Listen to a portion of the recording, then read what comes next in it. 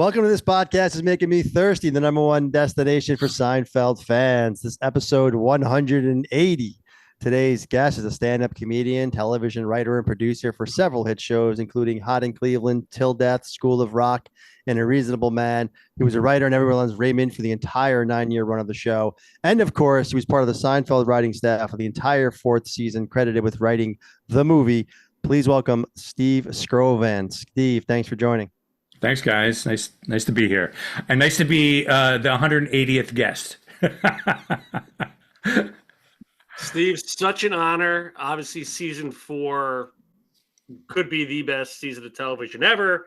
But so take us back. Season 4 kicked off in August of '92. Yeah. How'd you get the role on Seinfeld? Well, I knew Larry back in the day from New York stand-up days, and had worked with him. At the New York Improv, knew him from there. We used to go to his apartment and play Sports Trivial Pursuit with a bunch of other guys, including John Heyman, who was also on the show, and Bill Sheft, who is a Letterman monologue writer eventually. And then Larry did a sketch show at Caroline's on 26th Street and 8th Avenue. Was the first version of Caroline's back in the mid-'80s. And it was all of these sketches that had been cut at dress rehearsal at Saturday Night Live, plus a bunch of stuff that he had written since then. And it was called The Bosun's Mate. That was the name of one of the sketches, and that was the name of the show. And I was one of the people he asked to be in it. So I was one of the actors, along with a bunch of other comics that he knew. And that's how I kind of got to know him in a more professional way. And he got to know, what I was like that way too. And so our paths diverged from there for a while, from the late '80s, where he went on to start doing Seinfeld, and I was hosting some television shows. And eventually we both ended up out here. And by '92, I was sort of in between things and trying to make a transition to being a writer. And I got into this writing group with a bunch of friends of mine, and because I had written sketches too. And one of the sketches, my friend said, that would be a good thread for a Seinfeld episode. And so he said, you should come to my writing group and, work it out there. So that's what I did. I ended up writing a Seinfeld spec, which everybody was writing by that time. And based on this one idea, plus a few other ideas that I added in. And I got it to Larry through my manager, Abby Leviton, who was actually staying with them, with his then girlfriend, Lori, and Larry in Studio City at the time. And she just handed it to Larry, and he read it. And I thought, at best he might, want to buy an idea out of it or something. And instead he called me up and said, do you want a job? And that's what Larry does when he calls you. He doesn't say who he is. He just starts talking. And so the phone rings, I pick it up. He goes, Scro, do you want a job? And it was the perfect time to call because I needed a job. And all of a sudden, I'm on the staff of Seinfeld, and it's my first writing job. And he didn't use anything of that story that I'd written, but he said it did, it didn't make me want to throw up. And that was good enough to get the job. And that was the spring, summer of '92. It's funny, just because you mentioned it, the throw up, maybe we just jump there real quick, because we did talk to Bill Masters, and he told us about that story, which was then used. Maybe you could tell our audience your story on that. Well, we talked about, it was my first writing job. And I was, I didn't so much as write on that show as I was just auditing a master class. That's how I felt. It was just an amazing opportunity to watch Larry and Jerry in action, how they developed stories, how they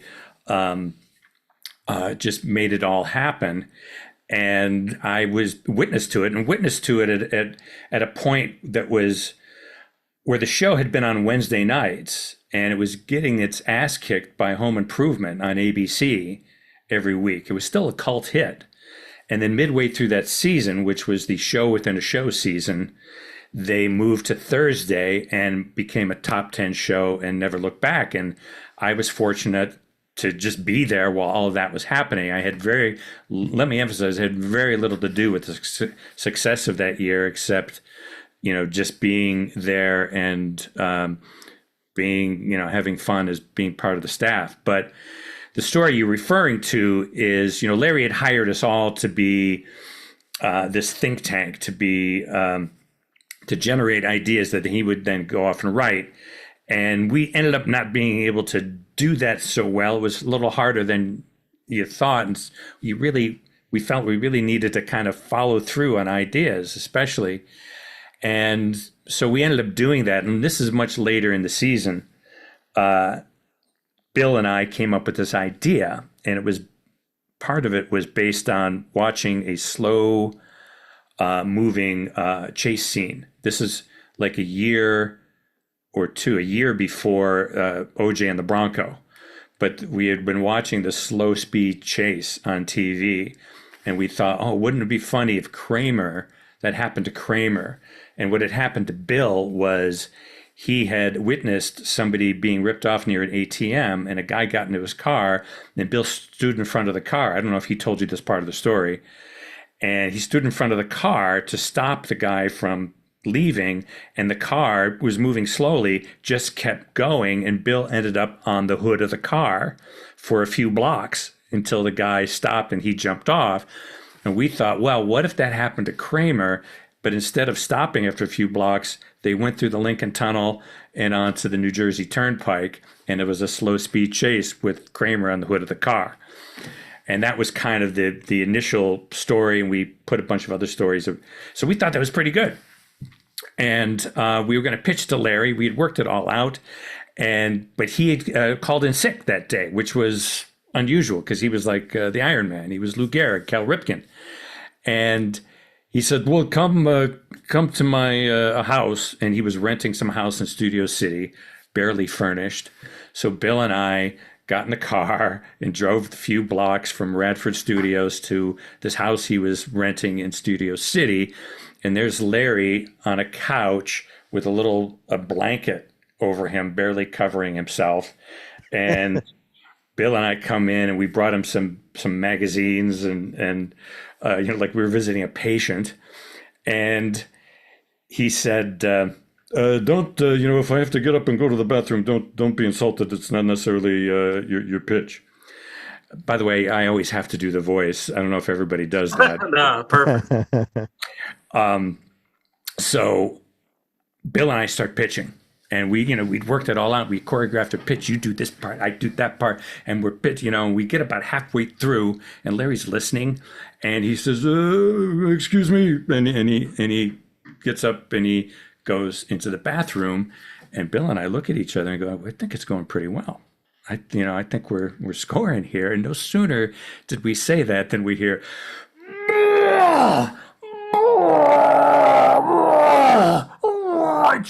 Larry just throwing up his guts in the bathroom. And I don't know how long it went. It went for a long time.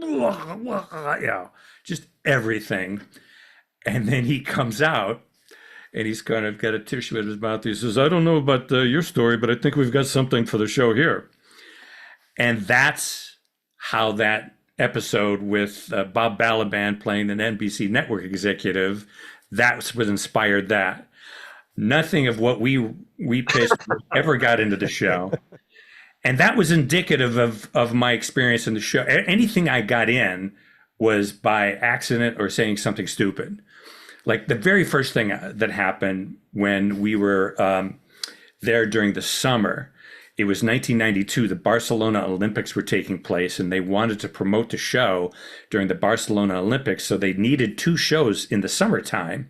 And so Larry Charles wrote 2 episodes about, George and Jerry going to California. And it was kind of this murder mystery kind of thing. And that's because Julia Louis-Dreyfus was postpartum and she wasn't ready to come back. So when she did come back, they needed an excuse of why she wasn't there for those other 2 shows. and they came up with, or Larry came up with the idea that she was on a vacation in Europe with her psychiatrist, and we were discussing this, and very seldom did we have these group discussions. It was usually Larry, coming into our room. He's got an idea. He wants us to maybe elaborate on it, and then he goes back and writes it up. It's not like we all worked it out together. But this, we were kind of discussing what some of the possibilities were, and they were talking about how, this psychiatrist had this hold on Elaine because he knew all her secrets. And I said, oh, yeah, so he's like a Svengali. And Larry goes, Svengali? Did you say Svengali? And I said, I don't know, did I say, is that what it is? I said Svengali? And so he said, Svengali? And I didn't think anything of it until the table read, when there's a little sequence in the show where Elaine is saying, he's got this hold on me. He's like a Svengali. And Jerry goes, Svengali? And she goes, did I say Svengali? And he goes to George, and George goes, Svengali! And so the joke was, maybe he's got this cheerful hold on you. So that was something that I contributed to completely by accident, just by saying something stupid. And that's really kind of what my contributions to the show were, for the most part, all year long. Well, Steve, you're very modest, but so as it goes, season 4, I mean, wow, you mentioned this Svengali, Crazy Joe Davola, but just from a structural standpoint, yeah, it's interesting to hear you speak. So it sounds like Larry and Jerry, right, core leaders, and then obviously Melman and Charles were there, and then obviously the core 4, we'll call it, right? Yeah, Hugh, Masters, Heyman and Shaw. Yeah. So I mean, almost like a baseball team, right? So yeah. But it sounds like, and it's funny, we talked to a lot of writers, and similar to what you said, like we didn't hear what we wrote until literally we watched the show or the table read. Yeah. But yeah, give us like a typical day. It seems like you 4 were together the most. Yeah. And then I guess did Charles and Melman pull you in? Was there a lot of ideation during lunch and stuff like that? No. Well, it was, I don't know if you've ever talked to Fritz Stoller yet about this, but you need to talk to him because he's got great stories. He characterized it, he was there like 2 years after I was, but he characterized it as sort of a homicide detective's office where everybody is working in their cubicle on a case. And then every once in a while you go into the sergeant or the captain, like who's Larry, and you tell him what you're working on. And he says, well, follow this lead and follow that lead. Then you go back to your cubicle. And if you end up writing the script or the outline, you shove it under the door, and then you don't, see it to the table read. That our experience was different, and I know Larry Charles is referred to, at least to me, he called this season the Sergeant Pepper year, and we were the social center of the group. So a typical day for us was us kind of just sitting around, just telling old stories, old war stories, and trying to glean something from any of these kind of stories about being a comedian, about being in New York, about relationships, anything that might be a premise. And it would be Larry and Peter who would kind of come in to visit us because they were lonely. And here we were, the 4 of us were in 2 offices essentially. And most of the time we were just hanging out in one office, and we're laughing and telling stories and every once in a while typing something down. And at that time, especially at the beginning of that year, Jerry wanted us to help him come up with ideas for his stand-up segments during the show. So we would do, something of that, but we were all kind of burned out stand-ups who were not that excited about doing that, but it was something Jerry needed. So it was an easy gig in that sense because we weren't working late nights as you do, as I ended up doing on most other TV shows except Raymond. And because, everything began and ended with Larry and Jerry, and they took care of it, and you went home at a decent time and had a nice lunch. But we were kind of really the social center of the show. And I don't know if you read my Substack piece about the shirt story.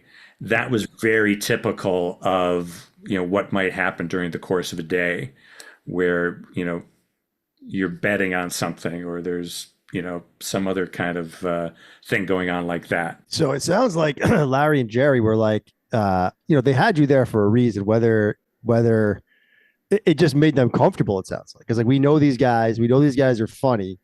We Yeah. know if these guys are around us, they'll give us what we need, whether it's a full script and a full story, or they'll just, like you said, randomly say Svengali. Like Larry must have known, like, you four were there for a reason, to be able to. It's like you mentioned, a think tank. It's sort of how they do. That's kind of what that is, right? It's like when Yeah. you get everyone together, and ideas will just come out of it, regardless of.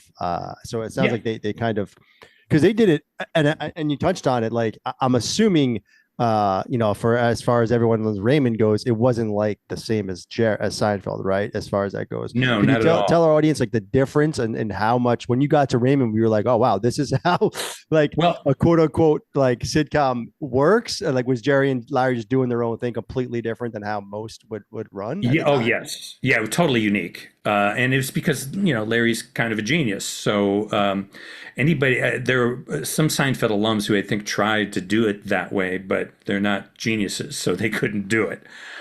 You need the biggest difference is who the showrunner is, and on Everybody Loves Raymond is Phil Rosenthal, and Phil is an extreme extrovert. He loves the writer's room. He doesn't want to work alone. Larry is an introvert, and he can't take a lot of cacophony of ideas and stuff. He needs to kind of that enervates him. He needs to be able to focus on his own. I mean, there was even a time when it was during the 1992 election, Clinton and H.W. Bush, and they were going to have a debate.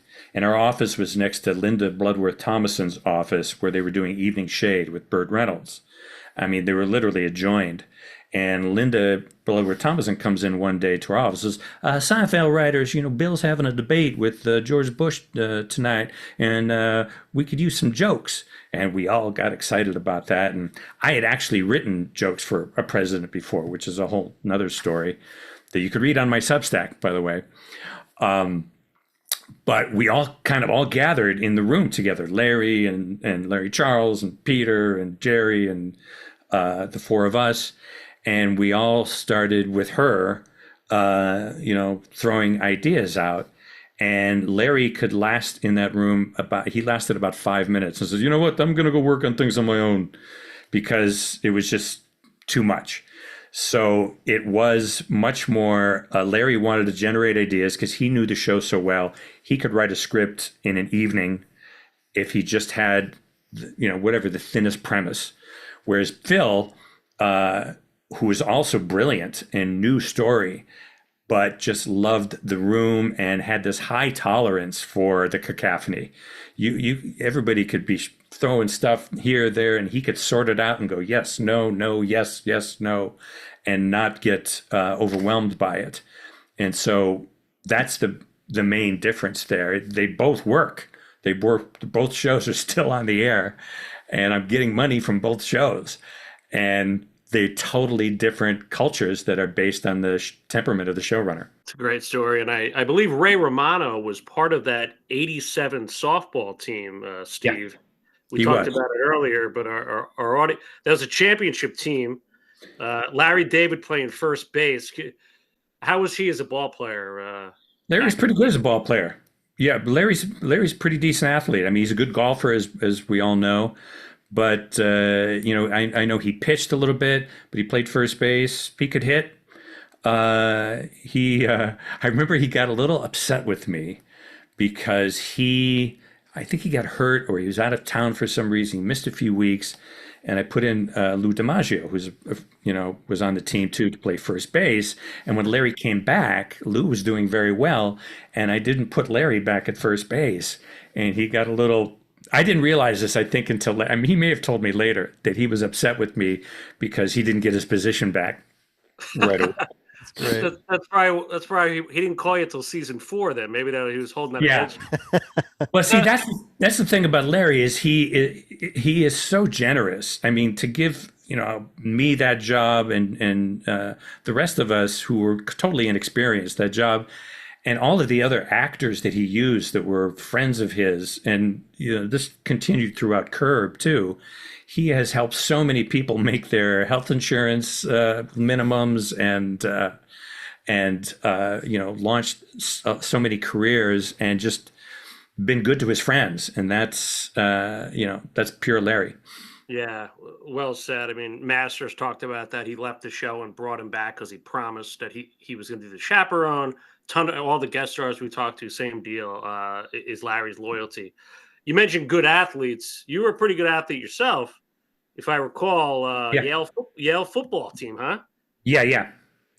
Good old Carmen Koza, great Carm coach. Kozik. Yeah, he was great. He left us about 5 years ago, and I was asked to do his memorial service, or be one of the speakers of the memorial service, which was also a thrill because it was all these legends of Yale football, like Calvin Hill and Brian Dowling and Gary Fensick, and all these people who play pro ball, and then me.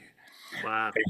And it's only because I'm a comedian and I can make people laugh. And that's my superpower. It wasn't. I was a good player, but I wasn't in that class. But Gary Fensick, 85 Bears, huh? Like. yeah, Gary Fensick was a senior when I was a freshman, so I didn't exactly play with him because freshmen didn't play at that time. But we were every once in a while as freshmen, we would go and be dummies for the varsity. So I'd get to cover him. He was a wide receiver when he was in college. Wow, yeah, and then a great defensive back. Yeah. And I did read somewhere, after college, you worked as a JV football coach. So where in New Jersey were you coaching? Princeton, New Jersey, at Princeton Day School. My mother-in-law found a job listing for a football coach, and I was moving to New York to be a comedian. And for $700 that year, I was the JV football coach at Princeton Day School. And I would be this authoritarian football coach during the day. And when I say authoritarian, not really authoritarian, but I would be this figure of authority, and then take the bus into New York and hang out at the clubs and play the fool at night, and then come back. Wow. Yeah. Well, for what it's worth, Tony and I's probably best year of our lives was JV football. So, I'm sure you had a really big impact on a lot of those kids. So, and speaking of being a tough guy, we heard this story. We got to hear about it. Since you're a big football player, the Tom Arnold story. I know he had a run-in with Julia. And rumor has it you went over there and did a little intimidation. Well, yeah. Where did you hear that story? That's you guys know everything. It was interesting because I got myself in the middle of that completely again by accident. There was a few other guys that we knew, New York comics, who were visiting the show or having lunch with us that day. And Jason was having lunch with us today, which was kind of unusual. And there was construction going on at Radford Studios. And we're all sitting there, and Julia comes in all of a sudden in tears. And she's got this Polaroid picture and a note about Tom Arnold.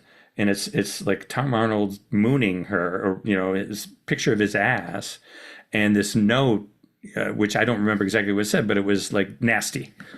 And Jason was like, he's the one who stood up and said, "Well, let's go talk about this." And she'd found this note and this picture on her car, and Jason marches out, and we all, as a group, get up and march out with him, and I'm right behind Jason, and we get almost there, and I turn around and everybody else has stopped, and I'm the only idiot who's still marching behind Jason. And they catch Tom Arnold on a golf cart with his assistant, and Jason starts talking to Tom Arnold about, "Hey, what are you doing here? There's construction. You just you tell one of the people and they'll move the car." And and Tom Arnold's, "No, this is how me and Rosie do things. This is too bad." He was just completely unapologetic. And I'm just standing there, and I think I might have put an arm around Julia, who wanted to have nothing to do with I was trying to comfort him, and so I felt like an idiot trying to do that, and then they took off in their golf cart, and that was it. Then the next day or 2 days later, it's all in the National Enquirer, And I've had a couple of experiences, and this was the first one where I've been witness to a thing that ends up in the National Enquirer, and you realize that they just make shit up. There's nothing they said in that article had anything to do with what actually happened. And so it was obvious Tom Arnold was on the lot doing the Jackie Thomas show, his show, and it wasn't doing well. And so they saw this as a publicity opportunity to, call the National Enquirer, tell them the story about how they got into this fight with the Seinfeld people. And that's pretty much all it was. I was just the knucklehead who didn't stop and was standing behind Jason as he tried to negotiate with Tom Arnold. Now, what I heard later, with a few weeks later, Jason comes into the office and tells us that he was on the movie. He was on the Coneheads movie, and Tom Arnold was on the Coneheads movie. I don't know if you've heard this part of the story, but Jason is in his trailer, and Tom Arnold bursts into his trailer, moons Jason in the trailer, and says, "This is what my ass looks like. That wasn't my ass in the picture. This is my ass." And then walks out. Wow. And so that was that's the Tom Arnold, Julia Louis-Dreyfus car story. I actually used that story in another spec script that I wrote.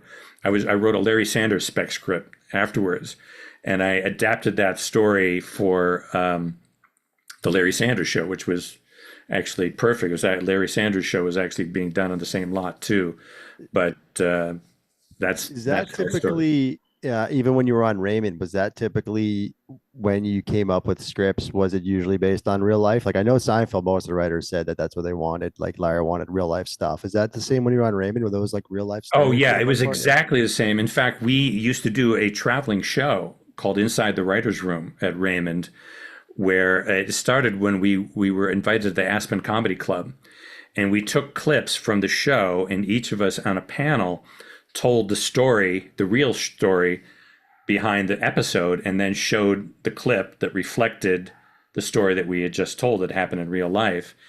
And it went over so well at the Aspen Comedy Festival one year. Phil said, "Hey, you know what? We should take this on the road. We should get an agent." So we got an agent who started booking us in theaters around the country. And we did probably a dozen gigs.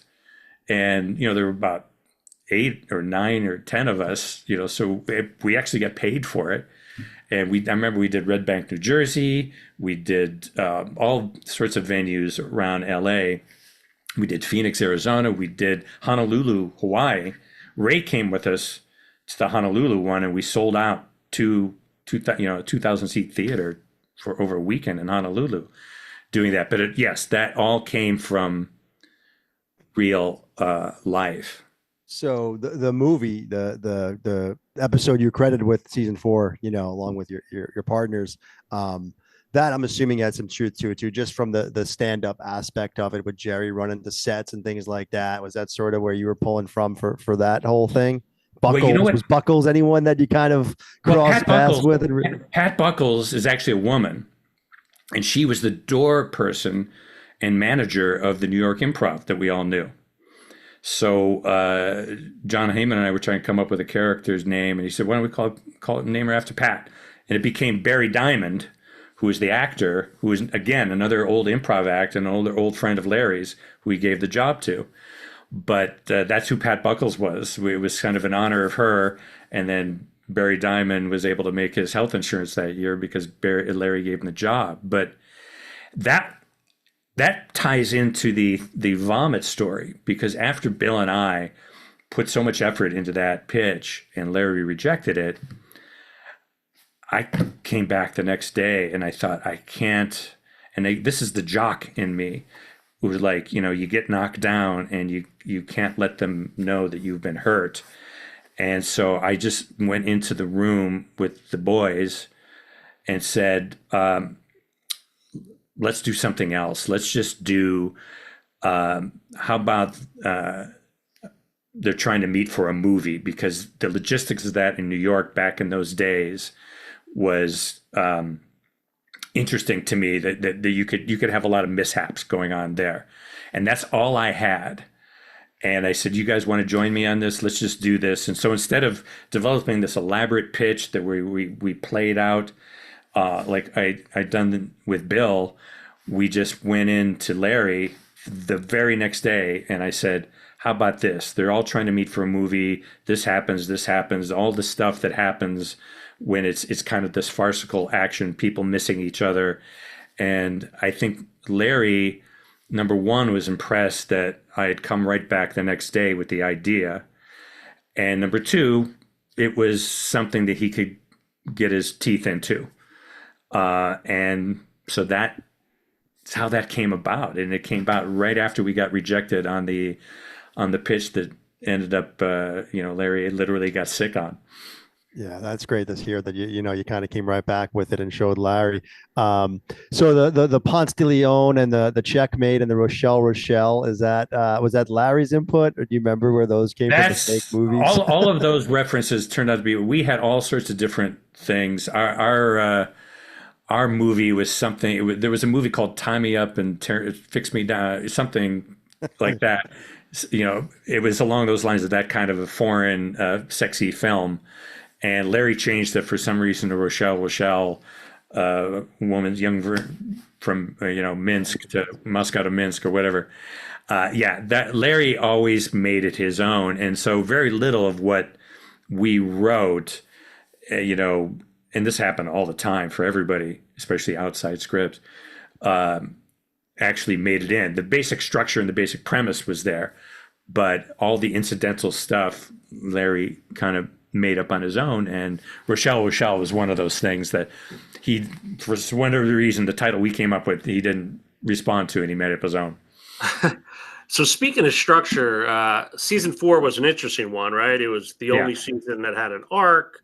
It was the show within the show. Yeah. And the movie is an interesting one. It's kind of a one-off where it kind of wasn't mentioned. So I guess from a high level, what did Larry tell you guys? Like, hey, we're obviously doing this pilot within the pilot.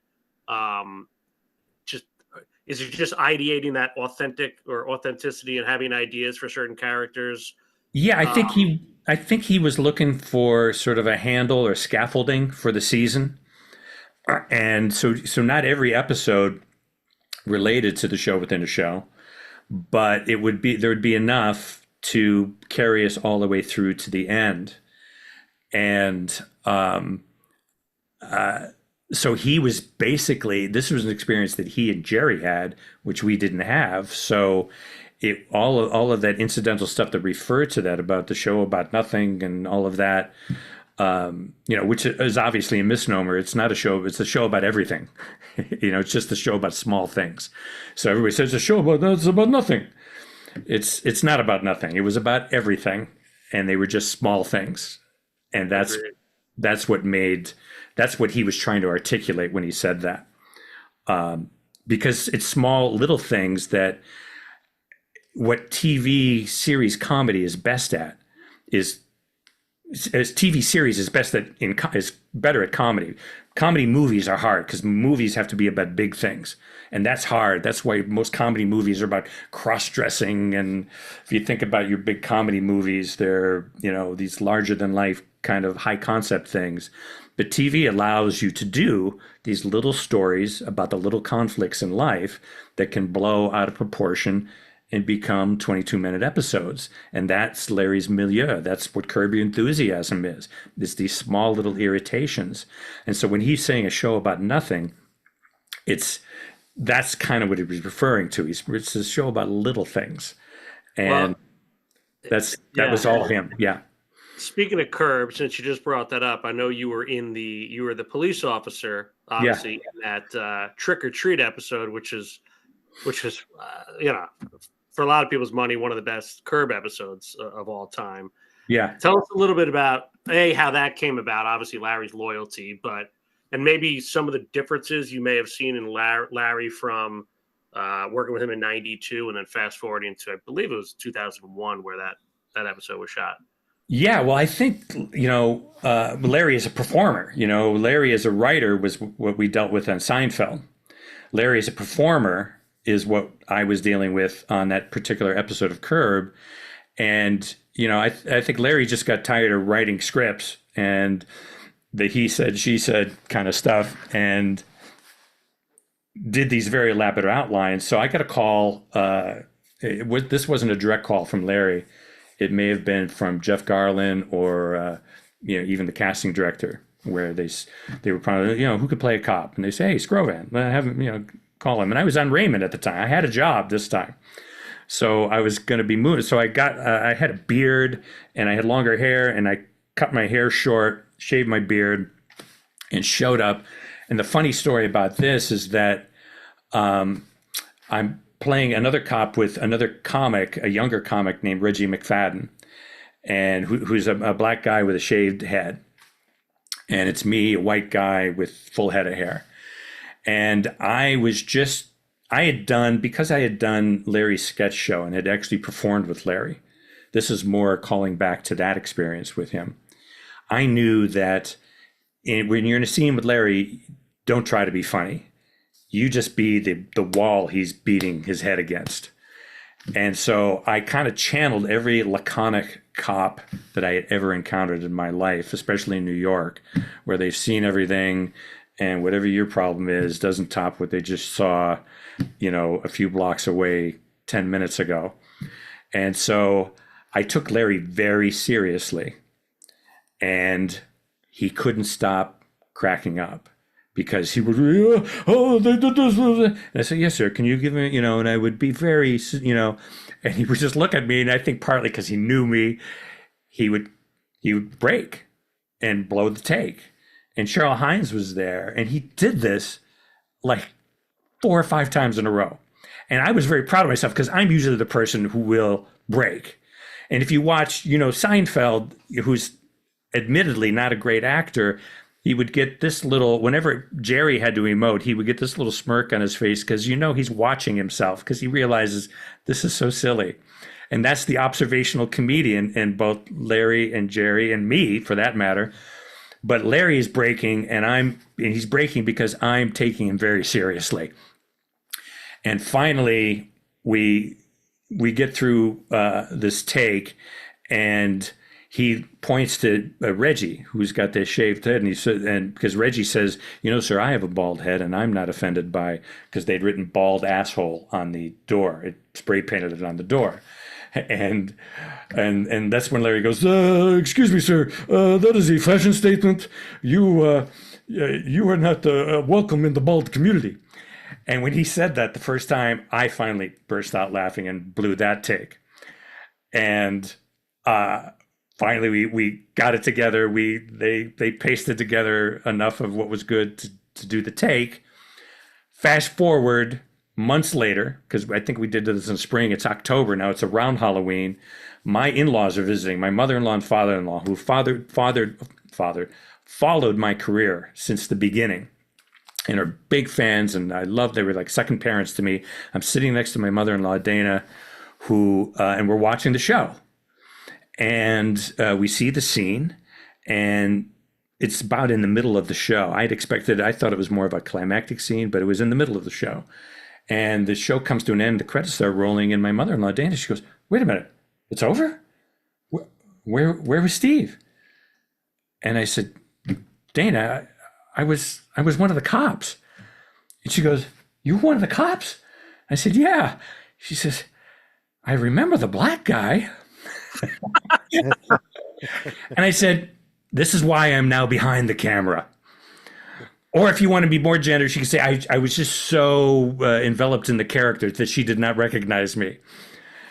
I've had people who barely know me say, I was at the kitchen sink doing dishes and I heard your voice behind me and turned around and saw you on Curb. But my own mother-in-law, who's followed my career, known me since I was 20 years old, was looking straight at me and didn't see me. Incredible. Yeah, that's one of those. It's so great to hear that how you and Larry got to rekindle that, that improv you were talking about. What was that, 20 years before Curb, probably, right? Where he was able to bring you back and then kind of use that, the camaraderie that you guys had and bounce that off. Right. We're talking about this, how that that writing staff, or I guess if you even call it a writing staff, it's odd how like even in your Substack you were talking about how it seemed like you guys were there, like you mentioned, you were all just there, but you weren't like, it wasn't a traditional writer's room. You weren't, but it did, from the stories you're telling and just from, reading that Substack that you published too. It's like, it sounds like it was just a lot of fun. Right. And you guys were kind of, I don't want to say hanging out, but it just seems like it was a good hang. It was a lot of It was a fun. lot of hanging out. It was a Yeah. lot of good food. I got put on a lot of weight because that's what Phil Rosenthal calls the writers' room the veal pen. I call it the diving bell.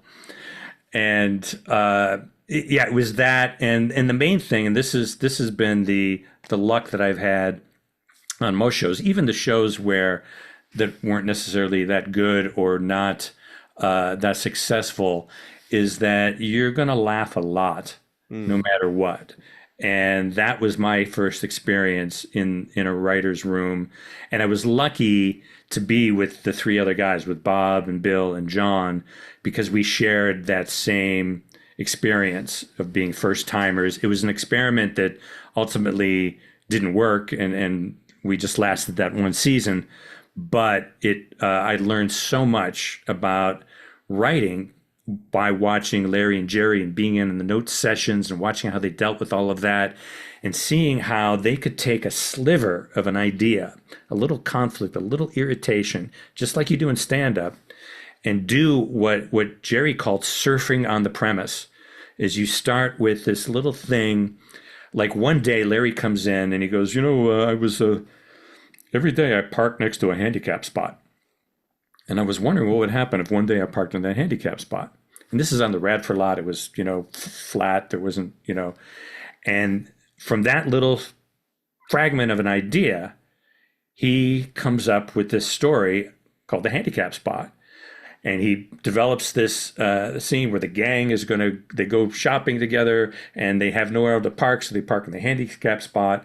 And what you do, especially in comedy, and what Larry was genius at, both in Seinfeld and Curb, is you usually think, what's the worst thing that could happen next? And so, okay, we park in the handicap spot. What's the worst thing that could happen next? A handicapped person can't park there, and as a result, they get hurt. So then you got your next scene, which is, okay, a handicapped person, they have to park in a hill, and is in a wheelchair. And they fly down the hill in the wheelchair, and the wheelchair crashes and they get hurt, which leads you to your next scene. Okay, they find out about this, they feel bad. Kramer and George go visit the person in the wheelchair in the hospital. What could happen there? Okay, Kramer falls in love with it. It's a beautiful woman, falls in love with her, but they also have to buy her a new wheelchair because the wheelchair crashed. So there's another scene where they're in the wheelchair store, and this is a scene where I remember very specifically Larry coming in looking for ideas, and Bob Shaw came up with the idea that it was like a car salesman kind of thing, and and the whole idea of I think Bob Shaw pitched the idea. I put Stephen Hawking in one of these, and he's loving it. I think that came out of the room from Bob, I'm pretty sure. And so those are the kind of things that would come out. But this idea of you take this little thing, and what happens, you ask the question, what if? First of all, you have the what if, and then, okay, what happens next? And it's usually stuff that wouldn't necessarily happen in real life, but that's why people are watching the show, because they're able to live vicariously through your experience of playing this out. What if this really did play out? And then each little action has a consequence. And each consequence means there's another scene. And that's what Jerry called surfing on the premise. You start with this thing, and it goes to the next thing, and it goes to the next thing, and it goes to the next thing until you're done. Wow. Yeah. Incredible details. And folks, we'll put it below. You got to check out Steve's Substack. He's got tons of stories throughout his whole career. Real funny stuff. Love it. So we'll make sure we post that along with everything. So it's funny. We talked with Melman a couple times. He loved to write for Elaine, or forget about who you like to write for. Just, I guess, tell us some stories about some of your favorites, like whether they were guest stars or obviously the regular obviously Jason, Michael, and Julia. Would love to hear any interactions you may have had with them. Yeah, well, yeah, they were all very friendly. I mean, I didn't have a whole lot of interaction with Michael, who was an incredible worker. And, you know, you've heard all the stories about how he would work out these bits and you'd see him on the stage. All these entrances were very well choreographed. And everybody was very nice. And my wife was pregnant during this time I was on the show, and we knew we were having a girl. And so we were thinking about girls' names, and I went to one of those baby name websites, and I liked the name Julie. And I wasn't thinking of Julia Louis-Dreyfus at the time. I was liking the fact that it was a strong name, Julius Caesar or something, and I wanted to give her a strong name. But then I went on stage. Remember, after a show, I caught up to Julia and I said, not telling her the reason I was asking, I just said, "How do you like your name?" And she said, "I love my name." And even though we didn't name my daughter after Julia Louis-Dreyfus, the fact that she said, I love my name, iced it for me. And so my daughter is named Julia. She was born over 31 years ago. And it happened then. And I will always remember that little interaction with Julia. I remember I remember when Larry came up with the idea of the masturbation episode. We had all gone to a restaurant because we were going to start pitching him these ideas we had. And I think Bob Shaw had some idea about masturbation. And Larry says, "You know, I already have a thing where George's mother catches him masturbating." And that became obviously the world famous contest. And I forgot why I was telling that story, except that, that episode aired on a Wednesday night. So not a whole lot of people saw that episode in its initial run. It was like the week or two after that, they moved to Thursday and became top 10. And I remember talking to Julia. We were talking about the ratings, and she says, "This is unbelievable. I can't believe this." Because this was a huge thing for her too, where all of a sudden they're a top 10 show. And I think it bothered Larry a little bit, the success. I don't know if anybody's talked about this at all, but there was a time, and this is pure Larry, it was late in the season and people were lining up outside the studio to come to the taping. And I'm sitting, I don't know, Larry and I kind of sitting out on the stoop because we can see outside the stage and people lining up. And Larry's kind of growling. He's kind of going, I said, "Larry, they're here for you, for your creation." And he goes, I can't get over the fact that they're all just here to judge me."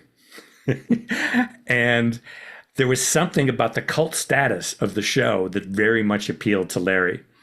Yeah. And the fact that it became this huge phenomenon, which was so financially and so artistically validating for him. This is a guy who couldn't get a sketch on Saturday Night Live. And then later on is there with Jerry, who's the guest star of Saturday Night Live, getting a sketch on that had been cut in 1984. The Superman sketch. He's actually getting a chance to do it with Jerry on the show. Yeah. And so it was so validating for him, but there was something inside of him that thought he's selling out or that he's too mainstream. And I think that's, why he wrote the finale that way.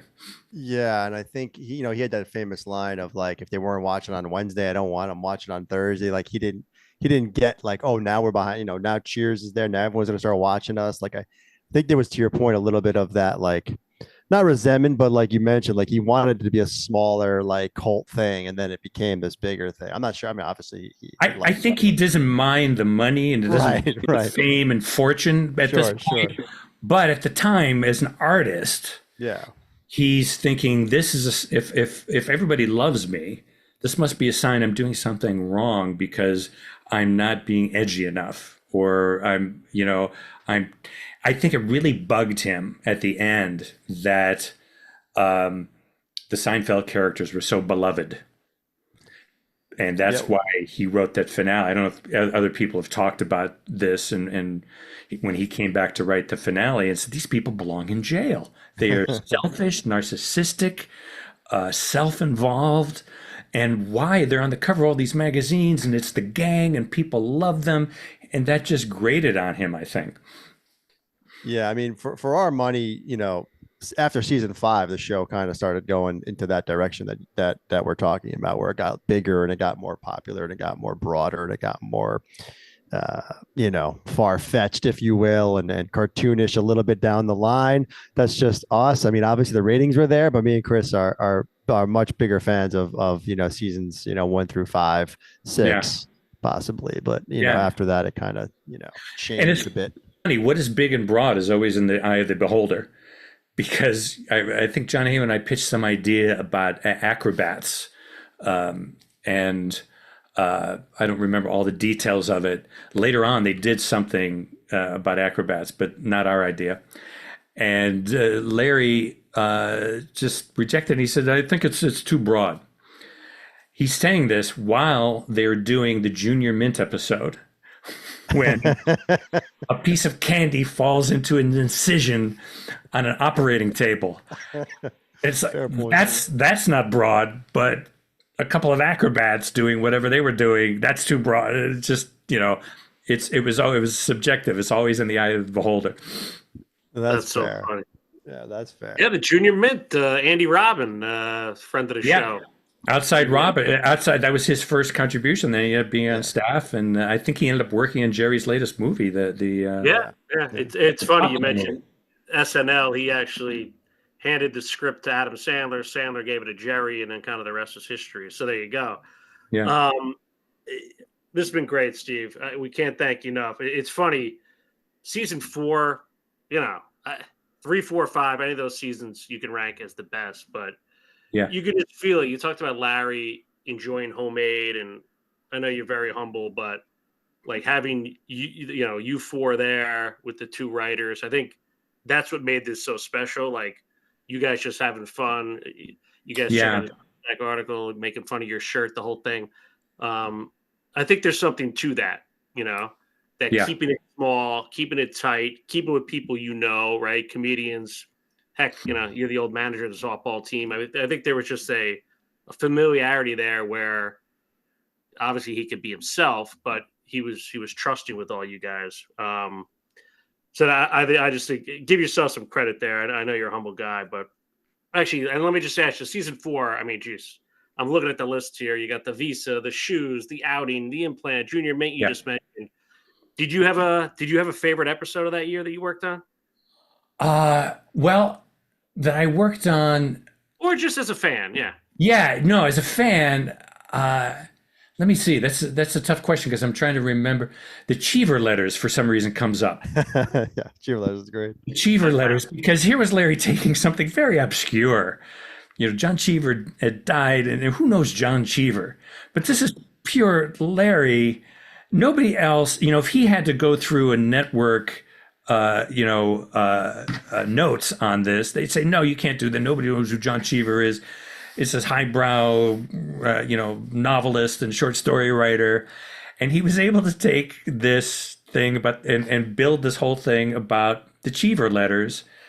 And he did, this joke of the guy in the wheelchair, which is also typical Larry, where he's right on the edge, where the guy is in the wheel and the woman is bitching about him tracking in dirt on his wheelchair. How many times did I tell you, wipe your wheels? You wipe your wheels, and you don't feel uncomfortable because you wipe your wheels. It makes the person in the wheel, the handicapped person, like a real person and not a pathetic figure. And that's something that springs to mind. And I think also the Larry Charles episode about them being mistaken for gay somehow, especially back then, it's not as big a deal now. I don't think it has the same impact, but back in 1992, 93, that, at least as far as where the culture was much edgier, and they got a lot of laughs out of something that you wouldn't have, you weren't going to see on TV, because that's what Larry's, Not that there's anything wrong. sensibility. Not that there's anything wrong with Not that. that there's anything wrong with it. Yeah, that time. qualifying becomes this theme and this mantra. Yeah. You mentioned the Bob Shaw throwing out the idea of that used car sales of wheelchair guy, which is one of the best, one scene characters in the history of the show. Yeah. I'm just wondering, how often did that, was that sort of your guys' role a lot too? Whereas instead of pitching ideas per se, it would just be Larry being like, "Hey, I need one," and then you just give him this one thing out of kind of nowhere type thing. Did that happen a lot? Where it was just like, and I think the Virgin idea, the not the idea that Larry is dating a virgin. I mean, Jerry's dating a virgin. I think that came from the Farrelly brothers, but the idea. No, it wasn't the Virgin idea. It was, I'm sorry, John F. Kennedy Jr. in the contest is the object of Elaine's desire.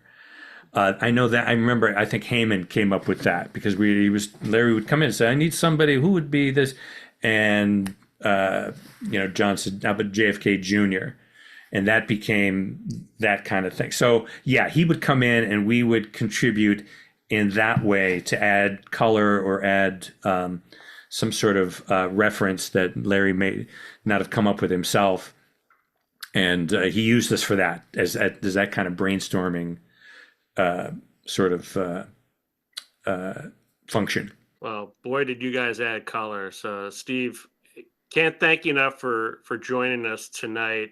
Obviously, what a career, and love the stories. So happy you got reconnected with Larry and had that one special year back in '92. I mean, what an impact! Hey, we're still talking about it, right?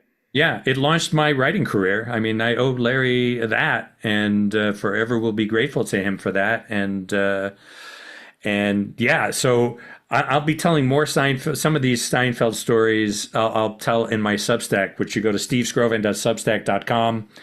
And it's called Bits and Pieces, and it's a bunch of stories, some about show business, just some about life and everything. But my first Seinfeld story came out this morning, which you guys have read, and it's it really gives you kind of a peek behind the scenes there. Awesome, love it, Steve. Yeah, we'll get that out there and make sure everyone subscribes. Thank you very much. It's free. Tony, Chris, really appreciate it. Thank you, Steve. This was great. All right. Thanks so much. Appreciate it. Take care, guys. Bye-bye.